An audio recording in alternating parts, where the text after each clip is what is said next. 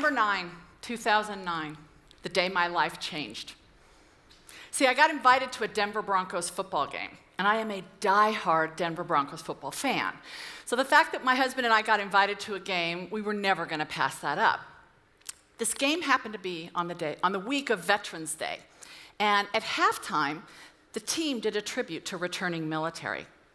Now, I don't know how halftime is for you, but halftime is when I get up and I go check my email, I get a soda, and I stretch my legs. But for some reason, I was called to pay attention to what was happening on the field in that Denver Broncos football game. You see, in honoring our military, the team brought out an Army soldier who was about to transition into his civilian career. And he shared with the thousands of people in the stands what that experience was like. And here's what he said. He said, "I'm really scared. I have no idea how to tell my story. I don't know how to tell people what I'm good at. I don't know how to relate in a culture that I don't have experience in." And he was talking as if it was just to me. Have you ever had that experience where you're in a room of thousands of people or in a big crowd and the person on the stage, it feels like they're just talking one-on-one to you? And when he finished, I looked at my husband and I said, "Oh my gosh, I could totally help him. What he's describing is what I do." See, I have spent 20 years in corporate America working with executives and professionals and big companies, helping them build their brands, helping them tell their stories, making their story compelling and relevant to a target market. That's what I had experience doing. And Scott looked at me and said, "Well, that's all great, but what do you know about the military?" And he had a point. I had no military context. No one in my family had served. I didn't have any friends that had come back from deployment or waited for a child or possibly gotten that fateful phone call. So he had a point. But there was something about that conversation on the field that struck me, and it stayed with me. Mark Twain is believed to have said there are two important days in your life: the day you were born and the day you find out why. I think I found out why on that day. Now, I'll have to back up a little bit and tell you why that event was so significant. See, I had spent my whole career working in big companies, working with some amazing leaders who were creating impact around the world. I had a career you would define as successful. And then 2008 happened, and it happened to me. I got laid off, along with a lot of my colleagues and friends. The market was plunging, people were losing their homes, companies and banks were failing all around us, and everyone I knew was either looking for a job or desperately trying to keep theirs. And in that environment, I decided to become an entrepreneur. Now, some of you might think that's normal, but I'm not a risk taker. I'd never started a company before, and I had 2 kids about to go off to college. So looking back, it was probably a pretty crazy thing to do. Before I launched my company, I had to do my own branding. And I had to ask myself, who do I want to present myself to in the world? And I asked myself those tough questions that I would ask any client. How will I define success? How will I know that I'm representing myself authentically? And I looked around my home office at all the symbols of success and accomplishment that I captured over 20 years. I looked at the trophies and the awards and the plaques, and I said, is that what I'm working for? Is that how I want to be remembered? No, it wasn't. I knew that at the end of my life, I wanted to be remembered as someone who gave back more than she took, who was so happy to be here while she was on earth that she used the power of generosity to express her gratitude. See, I am that person who gets up every morning excited for what the day will bring. I am really grateful that I get to live in this country, that I get to live in this world and be part of something bigger than myself. So it's no wonder then that in 2009, November, I was at that Broncos game and that soldier spoke to me. When we left the game for months afterwards, I knocked on doors trying to find a way that I could use my corporate experience to help veterans transitioning out of military service. And what's interesting is there's a lot of skepticism when you're purely a civilian with no military context or connection trying to serve, because oftentimes our veterans are taken advantage of.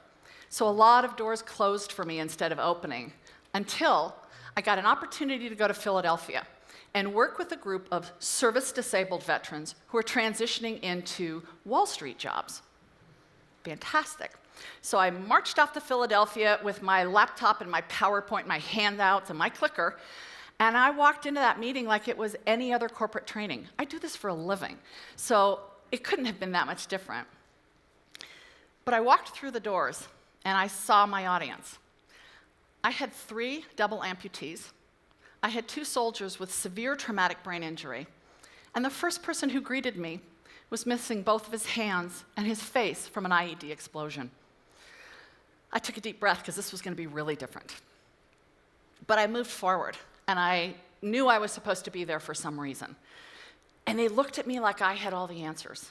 I was supposed to teach them how to build a brand so that they could stand apart from their competitors and they could get clarity on who they are as individuals. And I had a lot of answers, but I didn't have all of them because I realized how much I didn't know. I didn't know about the military. I didn't know what they had come through. I didn't know what it meant to serve something so much bigger than myself. So we kind of learned from each other in that first class. But I was hooked. I was hooked because I knew there was an opportunity here. These men and women were telling me they'd never heard this before about personal branding and online reputation management and having an elevator pitch. They'd never been told this. So I leaned in even deeper. And before I knew it, several years later, I was speaking to thousands of former military and active duty service members. I was working with military families and spouses. I was speaking on military installations, even in corporate settings and classrooms, teaching this concept of personal branding to the military culture. I even wrote a book that became a bestseller about personal branding for military, and before I knew it, my impact was going global because I was getting emails and notes from people that were deployed on military installations around the world saying that this book helped. I remember a few years ago, I got to work with a group of elite military. And by that, I mean Green Berets, Army Rangers, Navy SEALs. These were the highest trained military. And we were going through our program, and I was talking about empowerment and finding out who you are and social networking, and we were wrapping the whole program up, and one of them raised his hand, and he said, "Ma'am, with all due respect, I think you're missing something." Okay, what am I missing? He said, "You gotta understand, we are trained for the most high-risk form of unconventional warfare, meaning you can drop us out of any plane, truck, helicopter, boat, doesn't matter, in any part of the world, and we know how to successfully complete a mission. We have the tools, the training, and the arms to do it. But what you're talking about in asking us who we are and what we're passionate about and who we want to be when we take the uniform off," he said, "that is terrifying. That is scaring us." And I was very humbled by that because I have to push my conversation into a place that makes them uncomfortable. And I do that with my corporate audiences, but they're kind of used to that because they know about deep fact-finding and personal evaluation. But when I work with a group of military, whether I'm teaching on base or in a classroom, I have to ask them some tough questions about who they are. What are they passionate about?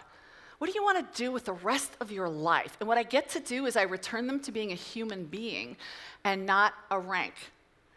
And you know what I see when I accomplish that? All of a sudden, they sit a little taller in their chairs. And I see pride and confidence and power return to their face. And I have to say, that will take your breath away. I'd like to share a few of the things that I have learned working with former military, maybe in the hopes that it piques your interest.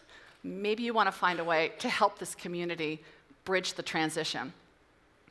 First is the uniform. I had no appreciation for what that means. But imagine your entire career right here. Every risk you took, every accomplishment, every challenge you overcame, anything you ever did in your career was displayed proudly on your chest and your shoulders. You walk into a room and the pecking order is immediately established. You know where you fit and where you rank by what others are wearing. Well, now, take that same person who wore that uniform proudly and with confidence and take it off. All of a sudden, they go from being Lieutenant Colonel Joseph Smith, United States Air Force, to being Joe Smith, job applicant. And that is really hard emotionally.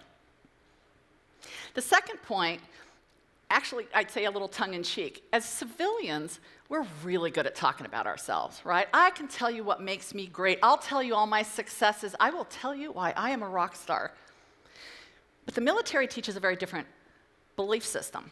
And that belief system is anchored in service before self. It's not about you. It's about the collective. It's about the men and women you will fight for and die for. You take accountability and responsibility, but you push credit and accolades down to your troops, your platoon, your squad, your company. You never take it for yourself. Well, now take that person out of the military and put them in front of a hiring manager who's going to look at them and say, tell me what makes you great. Why should I hire you? Sell yourself to me. Tell me about a time you did something that you're really proud of. Well, I'd be able to answer that. But our veteran friends are in a struggle at that point. Because if they say I, if they talk about themselves in first person, it comes across as betrayal to them. They feel like they're taking credit for the service of others. So what they display is more the collective message. Hiring managers sometimes misinterpret that as insecurity or shyness, when in fact it is honor and humility. Veterans understand values. They understand what it means to put your life on the line for a set of values that is bigger than all of us. Values of honor and duty, service, commitment, loyalty, and the list goes on. They know what it means to serve for values. So when they come into the corporate world, what they often run into is companies that promote values on their website, at career fairs, in their marketing materials, but they're not living those values. And that's an opportunity for the corporate world, but it's a real struggle for our veterans.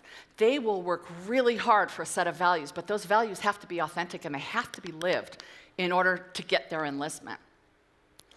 And finally, veterans understand purpose. They know what it means to serve a higher calling. They know what it means to do something that's not about them and that has meaning. I often ask the veterans that I work with, what are you looking for as you transition out of the military? And you know what they say to me? They say, we're not looking for charity.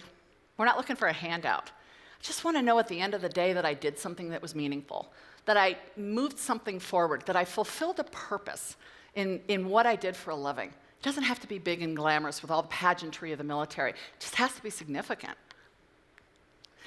So if this is starting to get you thinking about how maybe you could find your purpose by expressing gratitude and generosity in some way, I encourage you to do it because the opportunities are all in front of us.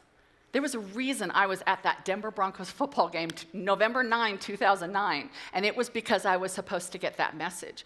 If this is part of your DNA, you're supposed to get this message too, and you've got to pay attention and take the risk and act. I will tell you, it is not easy. It's not easy for me.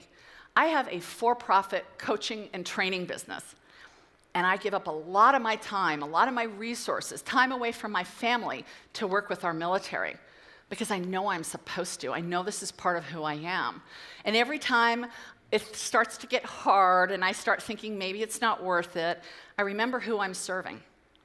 And I remember what they had to go through in order to give me the opportunity to do this. I have a good friend in Denver who is a leader in academia. She's also a phenomenal writer. And she also feels a call to service, but her passion is animals. She loves animals. And you know how she acts on that? Every Saturday, she goes to the local animal shelter, and she plays with all the puppies, and then she's the one that writes those little messages about their story that goes on their crates, so hopefully they'll get adopted. That's how she fulfills her service. Freedom isn't free, and I know that. I know that because my mother taught me that at a young age. You see, she grew up in communist Hungary, and when she came to this country, she saw freedom for the first time, and she was always telling my brother and I, it came at a cost, and I remember that. I am so honored and grateful that I get to serve our military in this way. They have changed my life in a way I never could have imagined, and I am so grateful that I got chosen to do that with them. I feel them here with me today. So I ask you, if you feel called to serve, if you feel like you want to figure out the reason why you're here, then ask yourself those same tough questions that I had to ask myself. What are you passionate about? What difference do you want to make?